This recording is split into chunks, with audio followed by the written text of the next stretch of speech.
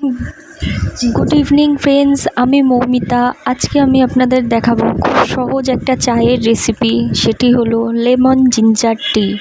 এটি প্রস্তুত করতে প্রথমে একটি সসপ্যান নিতে হবে, তাতে কিছুটা জল দিয়ে জল ফুটতে আরম্ভ করলে তার মধ্যে 2 চামচ চিনি দিতে হবে।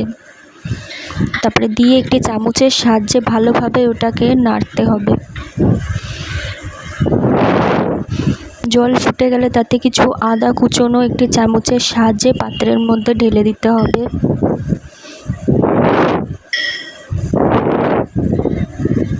দু মিনিট ফোটার পর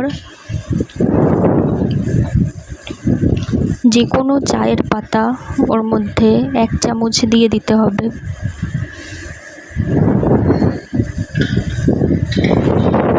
প্রথমেই বলে রাখি, আমি যেই চায়ের রেসিপিটা করছি এটা যদি 2 কাপ টি প্রস্তুতের জন্য হয় তাহলে একদম পারফেক্ট হবে, না কম না বেশি।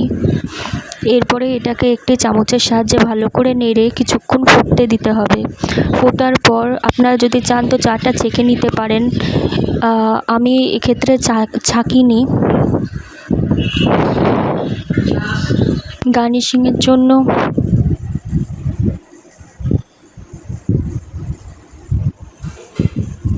এরপরে 2টি লেবুর টুকরো ভালো করে পিষে দিতে হবে চায়ের মধ্যে।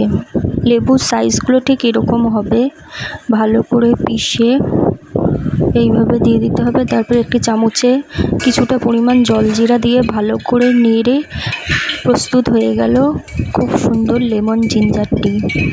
এটি আশা করি ফ্রেন্ডস আপনাদের সবারই ভালো লাগবে। এটি একটি কমন রেসিপি।